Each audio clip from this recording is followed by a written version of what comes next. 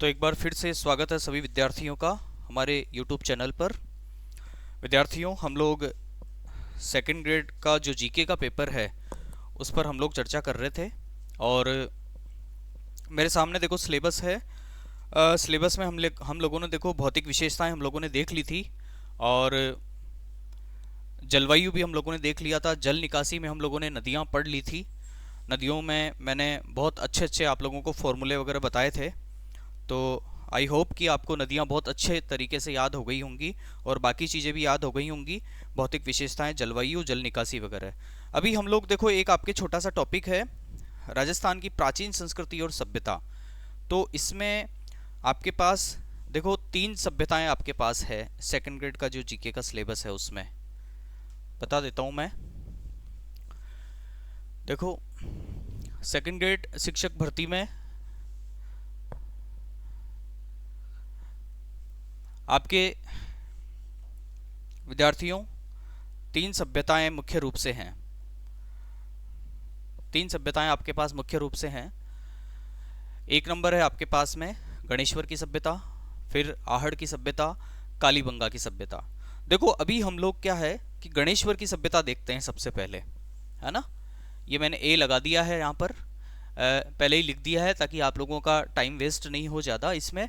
तो मैं एक चीज़ आप लोगों को बताना चाहूँगा कि गणेश्वर की सभ्यता से संबंधित अगर आपके कोई प्रश्न आता है तो अभी जो हम लोग पढ़ेंगे उससे बाहर प्रश्न आपके पास आएगा नहीं, ठीक है। इस चीज़ की गारंटी है ना। और अगर आएगा तो ये मान लो कि 98-99% विद्यार्थियों को वो प्रश्न नहीं आएगा। समझ गए? तो चलते हैं हम आगे। देखो गणेश्वर की सभ्यता है कहाँ पे? सबसे पहले तो ये देख लो कि सीकर जिले में स्थित है, और सीकर में नीम का थाना के पास में स्थित है।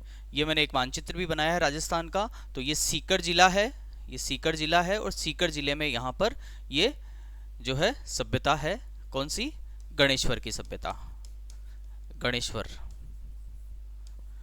अब देखो आगे अगला तथ्य है हमारे पास, कांतली नदी के किनारे पर है। सभ्यता कौन सी नदी के किनारे पर है? कांतली नदी के किनारे पर है। कांतली नदी याद रखना आप लोगों को। उपकरण यहाँ से कौन कौन से प्राप्त हुए हैं? उपकरण देखो एक बार, कुल्हाड़े, तीर, भाले, सुइयाँ और चूड़ियाँ, और इसके अलावा मछली पकड़ने के कांटे। मछली पकड़ने के कांटे से ये हमें जो है अनुमान होता है पुरातत्ववेत्ताओं को कि उस समय हो सकता है कि कांतली नदी में बहुत अच्छा पानी रहा हो, इसलिए यहाँ पर मछली वगैरह भी पकड़ी जाती थी। उसके बाद में है फरसे हो गया और बाणाग्र हो गया, ठीक है ना। तो इन चीज़ों से पता चलता है कि ये लोग जो है मांसाहारी भी थे, है ना।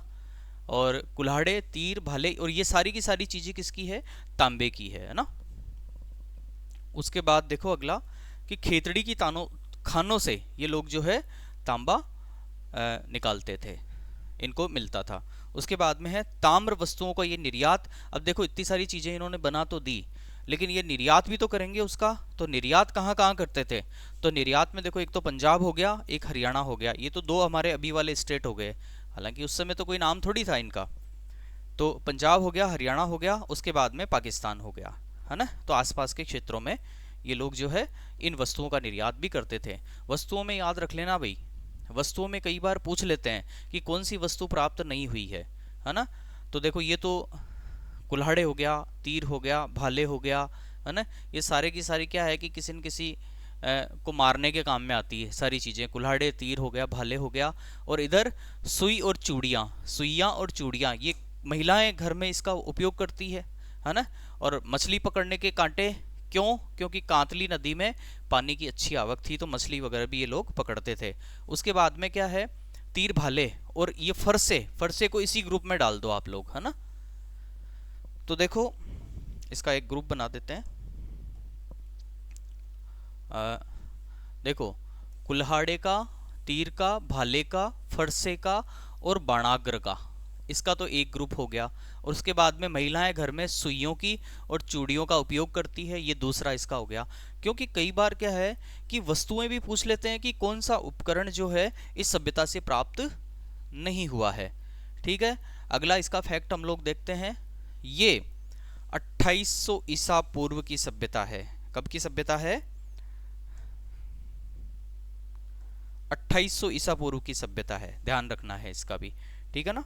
आगे है, इसकी खुदाई कब हुई है? 1977-78 में आरसी अग्रवाल ने और विजय कुमार ने इसकी खुदाई करवाई थी, है ना। आगे देखते हैं, तो अगला जो फैक्ट है वो है इसका, ताम्रयुगीन संस्कृतियों की जननी इसे कहा जाता है। वेरी इंपॉर्टेंट, ताम्रयुगीन संस्कृतियों की जननी इसे कहा जाता है और ताम्र संचयी संस्कृति भी इसे कहा जाता है। इसका देखो मेन चीज यही रही है इसकी, हमेशा तांबा ही तांबे का मामला है, तांबे के लिए इस सभ्यता को जाना जाता है, ध्यान रखना है। आगे देखो, एक लघु पाषाण उपकरणों की भी यहाँ पर प्राप्ति हुई है। देखो विद्यार्थियों, इसको देखो इंग्लिश में क्या कहा जाता है? इसको माइक्रोलिथ कहा जाता है। यहाँ लिखना चाहो तो लिख लो, कई बार पूछ लेते हैं ऑब्जेक्टिव टाइप में क्वेश्चन, माइक्रोलिथ, माइक्रोलिथ ऐसे भी प्रश्न पूछ लेते हैं कि गणेश्वर की सभ्यता से किस प्रकार के जो है पाषाण उपकरण प्राप्त हुए हैं। तो किस प्रकार के उपकरण प्राप्त हुए हैं? माइक्रोलिथ प्रकार के, है ना। उसके बाद में है अगला जो तथ्य है हमारे पास में, कपिशवर्णी मृदपात्र। कपिश का मतलब वानर, है ना, तो वानर की तरह के जो है ये मृदपात्र जो है यहाँ पर मिले हैं हमें, है ना। और इन मृदपात्रों पर एक और तथ्य है हमारे पास में कि काले और नीले रंगों का यहाँ पर जो है अलंकरण किया जा रहा है। ओके, एक और आगे महत्वपूर्ण तथ्य आ रहा है, देखो कई बार प्रश्न यहां से भी आ जाता है। मकान, देखो मकान किसके बनाए जा रहे हैं? मकान पत्थर के बनाए जा रहे हैं, है ना। और ईंटों के उपयोग के प्रमाण यहां पर हमें नहीं मिले हैं। इंपॉर्टेंट चीज है ये महत्वपूर्ण चीज है भाई, ध्यान रखना है। ईंटों के उपयोग के प्रमाण हमें यहां नहीं मिले हैं। पत्थर के बांध बनाने के भी प्रमाण मिले हैं, यहां पर पत्थर के बांध बनाने के प्रमाण भी मिले हैं। तो पत्थर ही पत्थर का काम हो रहा है। देखो मकान पत्थर के बन रहे हैं, बांध भी पत्थर के बन रहे हैं, है ना। और बाकी जो है मिट्टी वगैरह से का तो उपयोग खैर करते ही थे। इसके अलावा देखो एक और महत्वपूर्ण तथ्य है कि दोहरी पेचदार सिरे वाली ताम्र पिन यहाँ पर हमें मिली है ना। तांबे की ऐसी एक कोई पिन है वो हमें यहाँ पर मिली है। तो इससे ऐसी की ऐसी जो पिन है वो मैं आपको बता देता हूं कि पश्चिमी और मध्य एशिया से भी प्राप्त हुई है, मध्य एशिया से भी प्राप्त हुई है।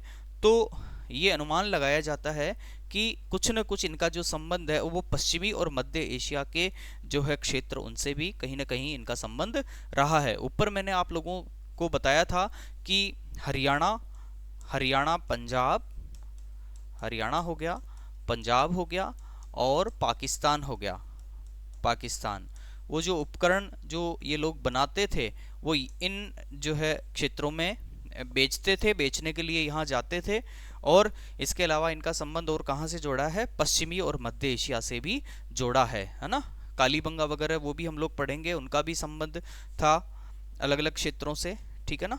आगे देखते हैं, एक 6 प्रकार के बर्तन यहाँ पर मिलते हैं हमें। देखो 6 प्रकार के बर्तन कौन कौन से हैं? मर्तबान हो गया,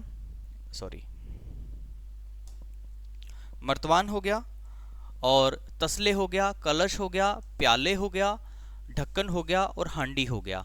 इस तरह के ये हमें 6 प्रकार के बर्तनों की प्राप्ति भी गणेश्वर सभ्यता से होती है।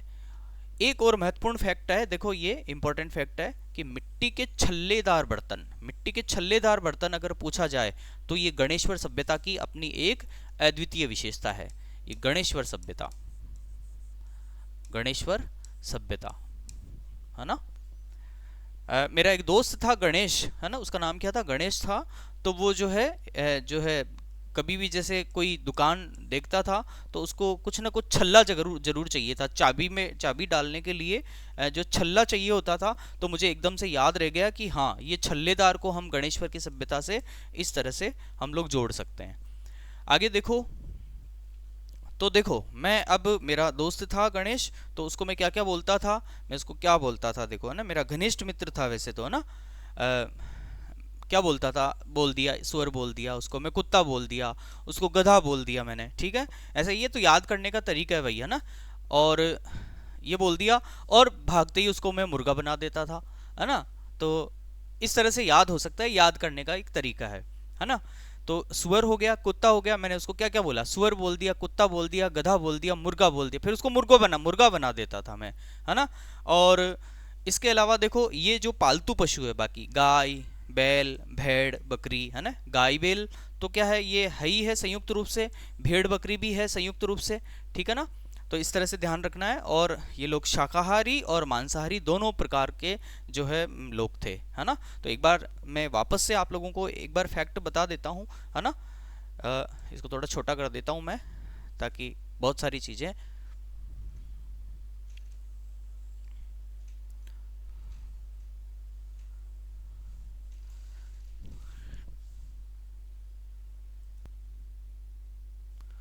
तो विद्यार्थियों हम लोग इसका एक बार फिर से रिवीजन कर लेते हैं। देखो फिर से फटाफट में मैं आपको फिर कह रहा हूँ कि इससे बाहर प्रश्न जाने की संभावना बहुत ही कम है, ये मान लो आप। फटाफट बता देता हूँ। सेकंड ग्रेड शिक्षक भर्ती परीक्षा में हमारे पास में 3 सभ्यताएं मुख्य रूप से हैं। गणेश्वर की सभ्यता, आहड़ की सभ्यता, कालीबंगा। हम गणेश्वर की सभ्यता हम लोग पढ़ रहे थे, सीकर में स्थित है। सीकर जिला कुछ इस तरह से है, और गणेश्वर यहाँ पर है, कांतली नदी के किनारे है। ये कांतली नदी हो गया, ये रहा कांतली नदी, ठीक है। कांतली नदी के किनारे है। नदी पूछ सकते हैं आपसे। उपकरण कौन कौन से यहाँ पे प्राप्त हुए हैं, मैंने आपको ग्रुप बना दिया था। ये ग्रुप है कुल्हाड़े, तीर, भाले, फरसे और बाणाग्र, मतलब ये किसी न किसी को मारने के लिए ये प्रयोग जो है किए जाते हैं। और सुइयाँ और चूड़ियाँ जो है, ये जो है घर में महिलाएं इसका प्रयोग करती हैं। तो ये ग्रुप बन गया एक। खेतड़ी की खानों से इनको तांबा प्राप्त होता था। और इनका जो ताम्र वस्तुएं, ये जो उपकरण वगैरह बना रहे हैं, इनका निर्यात जो है पंजाब, पाकिस्तान और हरियाणा में है। पंजाब और हरियाणा आपस में टच है, पंजाब के पाकिस्तान भी टच है, ओके। और 2800 ईसा पूर्व की ये सभ्यता है। और इसके अलावा 1977-78 में आर.सी. अग्रवाल, 77-78 सन भी पूछ लेते हैं कई बार, आपको मैं बताऊं।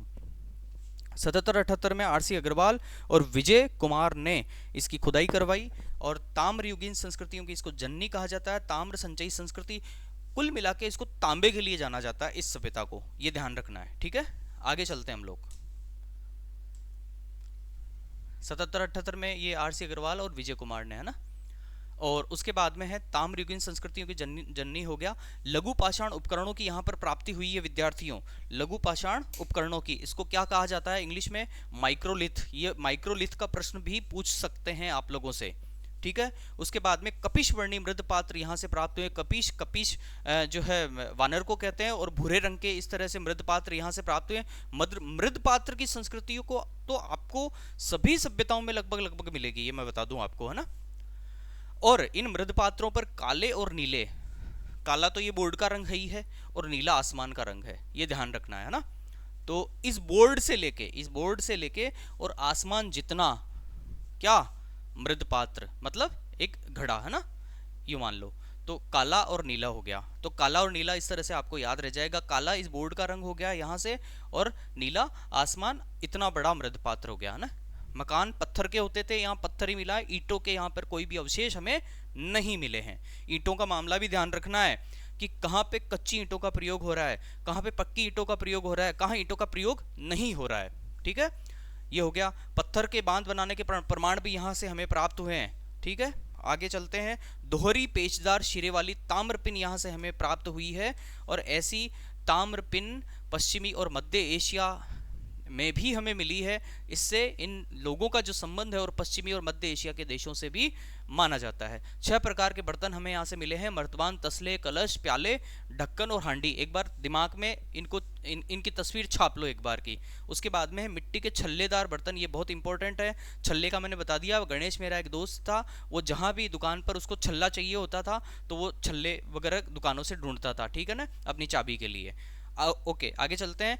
गणेश था मेरा परम मित्र था, बहुत ही खास था। तो मैं उसको सुअर भी बोल सकता था, कुत्ता भी बोल सकता था, गधा भी बोल सकता था, मैं उसको मुर्गा भी बना देता था। और गाय बैल भेड़ और बकरी उसके घर में थे। शाकाहार और मांसाहार दोनों का प्रयोग ये लोग करते थे। ओके, अगली क्लास में हम लोग दूसरी सभ्यता देखेंगे।